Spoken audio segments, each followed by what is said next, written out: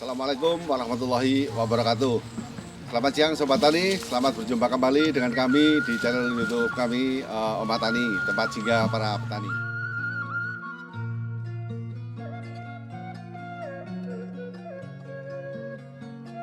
Oke Sobat Tani, kali ini kita akan berkunjung jalan-jalan melihat panenan jagung.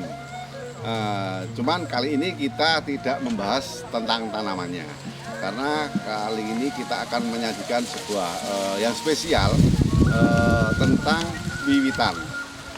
Jadi tradisi masyarakat, tradisi nenek moyang kita zaman dahulu yang mungkin saat ini terutama petani milenial mungkin sudah banyak yang meninggalkan. Nah, tradisi wiwitan itu asal katanya dari bahasa Jawa, yaitu wiwit. Wiwit artinya memulai. Nah, tradisi ini dulu sama nenek moyang kita dilakukan pada waktu memulai tanam atau memulai panen. Jadi tradisi ini sudah turun-temurun dilakukan oleh nenek moyang kita dengan tujuan agar tanaman kita nantinya itu bisa tumbuh subur, bebas dari hama, dan hasilnya bisa maksimal. Nah, kita akan kupas tentang bagaimana wiwitan itu, prosesnya seperti apa, dan dampaknya terhadap hasil pertanian kita seperti apa. Coba kita ungkit, kita ulas di sini. Mudah-mudahan nanti bisa memberikan informasi kepada kaum milenial. Jadi jangan sampai nanti meninggalkan tradisi leluhur kita yang sudah istilahnya sudah adiluhung seperti itu. Jadi tradisi wiwitan itu dilakukan pada waktu kita mau terjun ke sawah. Yang pertama itu bisa dilakukan ketika kita mau tanam. Kemudian yang kedua dilakukan pada waktu kita mau panen. Nah, tujuannya adalah kita pada waktu mau tanam itu memohon istilahnya gitu keberkahan kepada Tuhan Yang Maha Esa terutama. Kemudian kita juga istilahnya bersinergi pamit terhadap alam semesta. Seperti itu Sobat Tani. Kenapa kok kita harus istilahnya itu pamit? Nah, kita harus ingat bahwa kita itu tidak bisa terlepas dari alam semesta. Nah, tanaman kita begitu juga tidak terlepas dari alam semesta untuk bisa tumbuh subur dan untuk terbebas dari hama. Nah, di sini wiwitan ini kita sedekah kepada alam semesta, terutama unsur-unsur alam. Yang pertama adalah unsur tanah. Unsur tanah di sini memberikan tempat kepada kita semua untuk ditanami. Dan tanah atau bumi ini yang memunculkan semua tanaman. Tetuhan bahasanya orang Jawa, itu tanaman yang ada di semua sekitar kita. Bagus tidaknya tanaman itu nanti akan tergantung dari kesuburan tanah. Nah, dari situ kita memohon istilahnya kita itu bersinergi, berselaras dengan alam, berselaras dengan tanah, supaya nanti tanaman kita itu bisa tumbuh subur. Seperti itu Sobat Tani. Kemudian yang kedua adalah faktor air. Nah, tanaman ini tidak lepas dari air. Bukan hanya tanaman, semua makhluk hidup tidak terlepas dari air.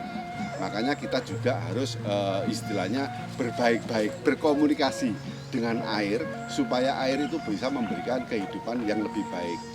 Nah, tanaman begitu juga butuh air untuk pertumbuhannya. Dan ketika tanaman itu kekurangan air, juga dia tidak akan bisa tumbuh dengan baik, seperti itu. Begitu juga sebaliknya, ketika kelebihan juga tanaman ini tidak akan bisa tumbuh dengan subur, seperti itu. Yang ketiga adalah faktor angin. Ini mungkin kita tidak istilahnya banyak orang memahami bahwa angin juga mempunyai peran penting terhadap kehidupan semua makhluk hidup. Tumbuhan butuh angin karena di samping untuk dia proses pernafasan juga untuk proses penyerbukan. Nah, ketika tidak ada angin, maka tanaman ini tidak akan terjadi penyerbukan. Ketika tidak ada penyerbukan, maka tanaman ini otomatis tidak akan terjadi pembuahan. Seperti itu Sobat Tani, artinya angin ini dibutuhkan untuk proses pembuahan, proses penyerbukan agar tanaman kita itu bisa menghasilkan buah. Akan tetapi angin ini ketika dia itu istilahnya melebihi yang batas-batas normal, akan menyebabkan kerusakan, termasuk tanaman-tanaman roboh. Seperti kemarin saya lihat di jalan-jalan itu banyak sekali tanaman jagung atau tanaman padi itu yang diterpa angin kencang, itu banyak yang roboh seperti itu. Nah, itulah fungsinya kita istilahnya gitu bersinergi, kita berkomunikasi dengan unsur alam yang sifatnya mengandung angin itu tadi. Tujuannya agar tumbuhan kita itu, tanaman kita bisa lebih bagus. Kemudian yang keempat adalah faktor api, unsur api. Nah, api di sini yang dimaksud bukan api dalam kompor ya, seperti itu Sobat Tani. Karena kalau api dalam kompor jelas tanaman kita juga mati, akan terbakar. Api yang dimaksud di sini adalah unsur panas yang kita dapatkan dari sinar matahari. Nah, tumbuhan juga sangat butuh terhadap sinar matahari untuk proses perkembangannya. Coba kita bandingkan tanaman yang terkena sinar matahari dengan tanaman yang tidak terkena sinar matahari. Banyak pepohonan yang menutupi. Kita lihat perbedaannya pasti cukup jauh. Jadi tanaman yang tidak terkena sinar matahari itu tanamannya akan istilahnya nggak bisa subur. Seperti itu Sobat Tani. Itu adalah faktor-faktor alam yang harus kita istilahnya sinergikan. Nah, kemudian sedekah berikutnya adalah yang dilakukan pada waktu wiwitan adalah untuk binatang. Jadi binatang-binatang sawah termasuk semut, kemudian belalang, kemudian cacing, mungkin ada tikus dan lain-lain. Lah ini kita istilahnya kita ajak berbaik-baik, kita komunikasi lah. Jangan sampai nantinya akan menjadi hama yang menyebabkan tanaman kita rusak atau gagal panen, seperti ulat, belalang dan lain-lain. Nah, ini juga cukup rawan sekali karena banyak sekali tanaman-tanaman yang akhirnya terserang ulat, terserang belalang dan lain-lain seperti itu. Itu Sobat Tani, artinya yang perlu digarisbawahi bahwa tradisi nenek moyang kita, tradisi Nusantara itu adalah tradisi yang luar biasa, luhur sekali sebenarnya.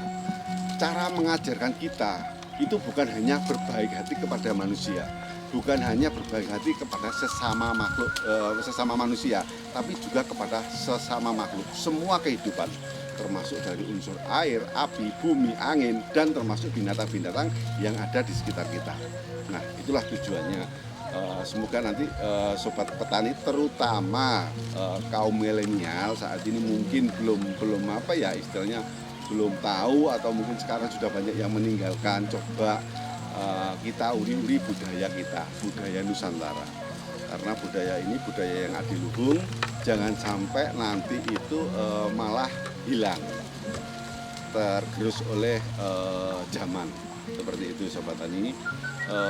Sebenarnya banyak hal yang perlu kita bahas sebenarnya, cuman nanti kita akan melebar, bukan membahas masalah syirik-nya, tapi kita di sini yang perlu kita tekankan bahwa kita itu perlu berkomunikasi dengan alam. Kita perlu bersahabat dengan alam. Supaya apa? Karena alam ini yang memberikan kehidupan kepada kita. Termasuk tadi tradisi wiwitan itu adalah untuk menghormati Dewi Sri, atau yang biasa disebut juga Dewi Kemakmuran.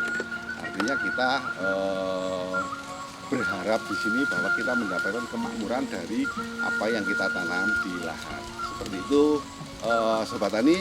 Mungkin ada yang kurang pas atau istilahnya kurang setuju dengan pendapat kita, monggo bisa komen di kolom komentar nantinya.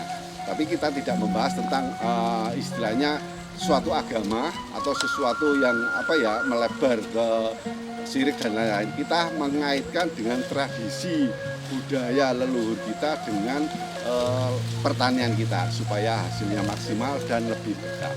Seperti itu Sobat Tani, terima kasih atas waktunya, sudah meluangkan waktu untuk kesempatan kali ini.